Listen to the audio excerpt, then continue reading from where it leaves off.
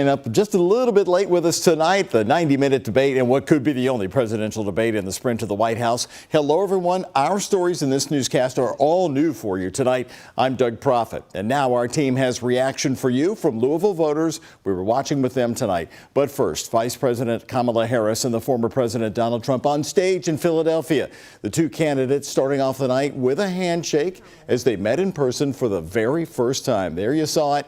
There was no audience in attendance there at the Constitution Center as Harris and Trump answered questions on a variety of topics from immigration to the economy to the heated abortion rights. One does not have to abandon their faith or deeply held beliefs to agree. The government, and Donald Trump certainly, should not be telling a woman what to do with her body. Each individual state is voting. It's the vote of the people now. It's not tied up in the federal government. I did a great service in doing it. It took courage to do it. And the Supreme Court had great courage in doing it.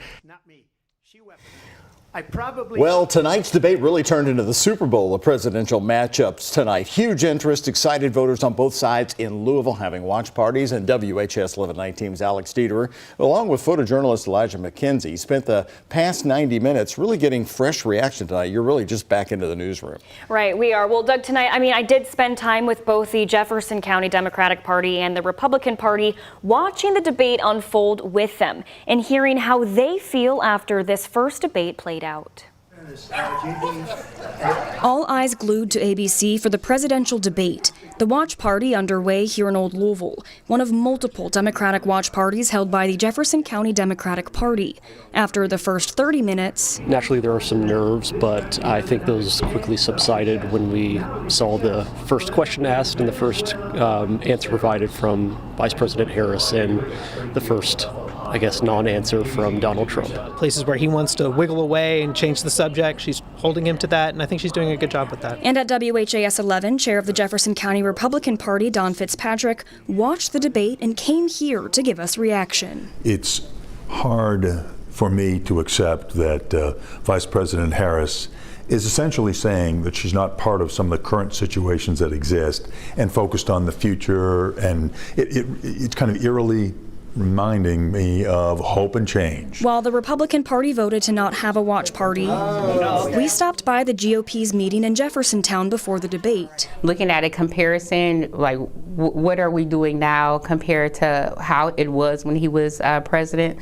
So I'm confident that he'll pull through with this. Over in Old Louisville, the House was full, every word scrutinized. There are some laughs in the background because some of the answers from Donald Trump have been out there, very weird, very strange, and Vice President Harris has been showing a lot of strength, a lot of poise, and a lot of really great policy answers that people are actually looking for. Meanwhile, Fitzpatrick feels confident for the November election. One of the things that Donald Trump has always represented is strength. We have to be strong. We can't be the big kid in the schoolyard that won't fight back. Both candidates are vying for the nation's top position. But what do Jefferson County voters want to see the elected president bring to Kentuckiana? Vice President Harris, she wants to focus on infrastructure, the economy, making those investments so that the future economy can start to grow and thrive. We can get those jobs here and keep them in-house in American jobs, then those are the type of things that I would want to see. Now all eyes will be on the next 8 weeks, leading up to a closely watched election day. Now, this may be the only time we'll see both former President Donald Trump and Vice President Kamala Harris. There have been no other planned debates ahead of the November 5th election. In studio, Alex Dieterer, the WHAS 11 night team on your side.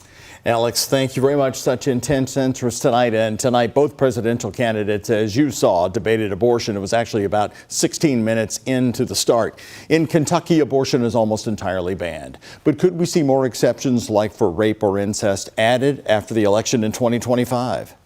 I believe, just my conversations, that we're very close to be able to have enough votes to pass, if we can get there. I think it is a non-starter because what we're talking about, we're a state that the elected officials here, the lawmakers in the state who have worked for a long time, have said that we're not a state that we're not going to terminate the lives of unborn children. WHAS11 headed to the nearest abortion clinic to Louisville in Cincinnati earlier this week. They tell us they're seeing a wave of Kentucky women coming to them for the abortion procedure.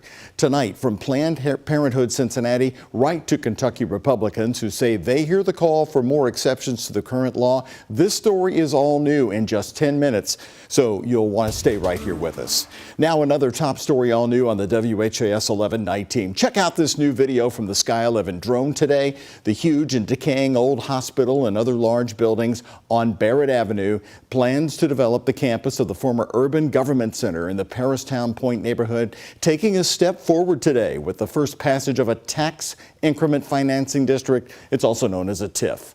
Well, after years of battles and different plans on this property, a developer wants to turn the 9-acre lot into apartments, a boutique hotel, and more. If the full council approves, the city would reimburse that developer up to $20 million in property taxes over the next decade or more.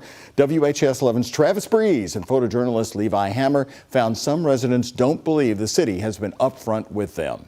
From the Sky 11 drone, you can see what was the old Kentucky Baptist Hospital and then an important office building for Jefferson County government until 2016. Now it's crumbling, and the city says it has mold and asbestos. It's an eyesore, but there is beauty in there. You just have to get beyond it. Shannon Musselman was born in the old Baptist Hospital and still sees some of its charm. And then you look above the keystones, above the windows. As someone who manages an Airbnb across the street, she'd like the city to save some of this historic structure. She also says the plans have changed since the rezoning vote in February 2023. None of those changes went to the public.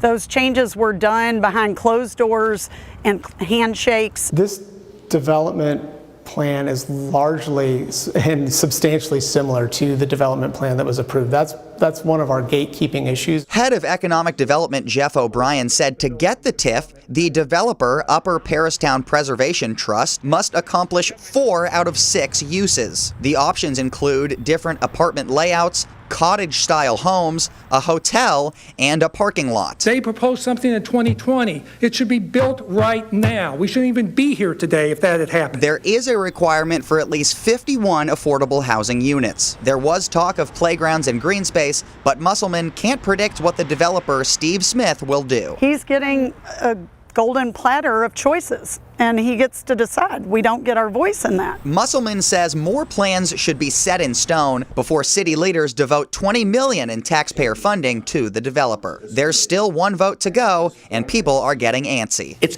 economically upside down, which requires the TIF, which requires the investment by this community to make it happen.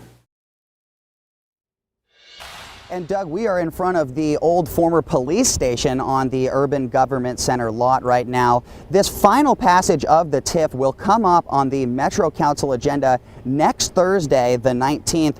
Councilman Robin Engel told city staff that he wants to see a current appraisal of this lot before Metro Council votes on it. Right now, the plan is to sell the lot to the developer for a ceremonial $1. In Louisville, Travis Breeze for the WHAS11 night team on your side. All right, big new update there tonight. Thank you, Travis, again reporting live. Also new tonight, talking about the future of Jefferson County Public Schools. JCPS parents, students, and staff members filling the auditorium at Mayo High School to address a task force created to study the school district. It's made up of lawmakers, Louisville leaders, and parents. Speakers share their ideas like fully funding pre-K and changing student discipline, and their opposition to splitting up the district. The separation of resources, funding, and administrative support that typically comes with maintaining unified district boundaries will likely lead to disparities in educational opportunities for students. Republican State Senator Mike Nemes says it's not his intent to split up JCPS, but to make every student in the district successful. Some of it is misinformation from the public, and they are attaching on to one thing, splitting the district or not. And what I want to hear, we heard that, okay? I want to hear what we can do to help, what the Jefferson County Public Schools need, what the students need, what can be done better. That's what we want. The task force has meetings scheduled right through November. Now to our coverage. Law enforcement in southeastern Kentucky saying they believe the suspected I-75 shooter is still alive as they wrap up the 4th day of searching. Kentucky State Police are still looking for Joseph Couch right in the Daniel Boone National Forest along I-75 in Laurel County, where he's accused of shooting 5 people along the interstate. Tonight, the Laurel County Sheriff's Office shared this video from KSP, once again giving us a look at the thick terrain they're combing through. Our Ian Hardwitt and photojournalist Emma Gefter have the latest from police, why they believe Couch is still alive. But at this time, there's nothing that we have came up with to say Mr. Couch has left those woods. It's why Kentucky State Police have added more helicopters in their 4th day searching for I-75 shooting suspect Joseph Couch. Come on in. Karen Smith is one volunteer feeding law enforcement on the manhunt. At 125 meals for all 3 meal times, Kentucky Baptist Disaster Relief is serving 375 a day. Volunteers sleep at the church to stay close by and keep working. You know, I always say if God can hang on that old dirty cross for me, surely I can pack up, sleep on a cot or a air mattress and work all day for him. Work, she says, that brings her closer to her faith and hopefully brings KSP closer to Couch. State police still believe he's in the forest because they haven't found evidence otherwise. It's their same reasoning for thinking he's alive. Nature takes care of itself. I mean, you can see a lot of things from the air, and a lot of times buzzards start to fly. And if your body is decaying out there, that could help in this investigation. One that's growing day by day, along with the meals behind it. And here on Exit 49, where the shooting began on Saturday, KSP helicopters continue taking off using the 49ers fuel stop business as their home base. That's coming as the sun comes down and the boots on the ground pursuit ends. Another day in Laurel County without having found Couch. I'm Ian Hardwitt for the WHAS 11 Night Team, on your side. Ian's coverage, along with Emma Gefter, continuing tomorrow. The reward for information leading to Couch's arrest now stands at $25,000. That's a combination of money from Crime Stoppers and an anonymous donation. Newly released body camera video today showing us the moments that a Louisville Metro police officer shot a man accused of trying to carjack a woman right at the Walmart pharmacy drive-thru on the outer loop. We do want to warn you that some of the sights and sounds you're about to see may be hard to view. I see a guy walk in there with an orange shirt.